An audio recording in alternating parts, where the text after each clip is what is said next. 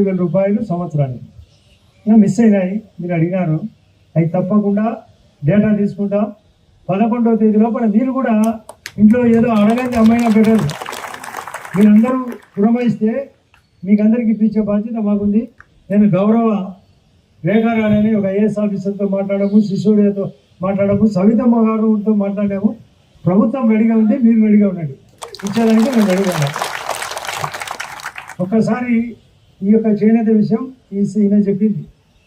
ఈయన officer రామకృష్ణతో మాట్లాడించాను, labour ఆఫీసర్తో. మేమందరం మాట్లాడాం. మేము మాట్లాడే ముందరగా మేము కొన్ని విషయాలు అడిగినప్పుడు మీరు ఎస్ అంటే చేయొద్దండి, నిజమైతే చేయొద్దండి, అబద్ధం అయితే తప్పు అయితే మాకు రివర్స్లో కూడా చేయొద్దండి, ఇది తప్పు ఉంది అని. ఈ ప్రభుత్వం వచ్చినాక ఈ 26 నెలల్లో 4,000, 6,000, 10,000, 15,000 పెన్షన్ అనుకునే వాళ్ళకందరికీ బాధ్యతగా రూపాయి పట్టుకోకుండా ఈ ప్రభుత్వం 1వ తేదీ నాడే టెన్షన్గా ఇచ్చేది నిజమైతే చేయొద్దండి. ఇచ్చిందా లేదా?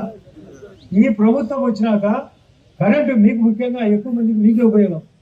కరెంటు నాణ్యత అయిన కరెంటు మీకు ఉచితంగా ఇచ్చేది కాక వీధి రేటుతో సహా కరెంటు బాగుందే లేదా? పాపం చేనేతలకు లిక్కర్ రేటు ఎక్కువ ఉన్న చాలా మంది నష్టపోయినాడు. డూప్లికేట్ లిక్కర్ వల్ల ఆరోగ్యాలు దెబ్బతిన్నాయి. ఆ లిక్కర్ రేటు మామూలు రేటుకు వచ్చిందే లేదా? శాంతి భద్రతలు పెరిగినాయి, ధర్మం పెరిగింది, పట్టుదల పెరిగింది. ఇన్ని రకాలుగా చేసిన ఈ ప్రభుత్వాన్ని మీరు ఆదరించాల్సిన అవసరం ఉందే లేదా? నాకు గట్టిగా చెప్పాలా? లోకల్ బాడీ ఎలక్షన్లు రేపు, ముందు మున్సిపాలిటీలు, మళ్ళీ సర్పంచులు, మళ్ళీ ఎంపీటీసీలు, మళ్ళీ మా ఎలక్షన్. ఈ ప్రతి ఎలక్షన్లో పనిచేసే వాళ్ళకు ఓటు వేయాల్సిన అవసరం ఇప్పుడే పెట్టినారు. మీ సహకారం బ్రహ్మాండంగా ఉంది. ఈ సహకారం మరింత పెరగాలా లేదా? మేము ఉపకారం చేయాలా? మేము ఉపకారం అంటే మీకు మేం చేయాలా? మీరు సహకారం అంటే ఏం చేయాలా? ఓటు వేయాలా? గుర్రు వేసే బ్యాలెట్ అంటారు కదా, బ్యాలెట్ బుల్లెట్ మాదిరి చేయాలా? బ్యాలెట్ బుల్లెట్ మాదిరి పనిచేయాలా బ్యాలెట్. కాబట్టి మేము ఇది శ్రీశ్రీ గారు రాసినారు, ఒక నాయకుడు అందరి కోసం పనిచేయాలి, అందరూ ఆ నాయకుడి కోసం పనిచేయాలి. అప్పుడే ఇది ఉపకారం, మీది సహకారం ఏకమైతే జెండా ఎగురుతుంది. ఉపకారం సహకారం ఏకమైతే ఏదైనా వస్తే అపకారం అవుతుంది, మళ్ళీ దరిద్రుడు వస్తాడు. తిరుగుతూ ఏ విధంగా మంగళగిరి కూడా చేనేత కాన్స్టిట్యున్సీనే అక్కడ. కాబట్టి ఈరోజు చేనేతల గురించి ప్రత్యేక దృష్టి రాష్ట్ర వ్యాప్తంగా ఉందంటే అది నారా లోకేష్ బాబు గారి కృషి కూడా ఉందని కూడా ఈ సందర్భంగా మీ అందరికీ తెలియజేస్తాను.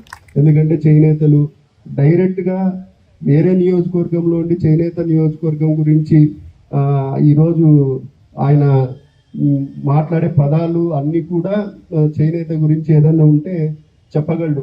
అది ఏదైనా మనం ఏంది ఎట్లా మరమగ్గం కానీ చేతిమగ్గం కానీ ఈవెన్ ఇచ్చే మెటీరియల్స్ గురించి అందుకు డెప్త్గా చెప్పగలుగుతున్నాడు. ఎందుకంటే ఆయనకు అవసరం ఉంది, తెలుసుకోవాలా.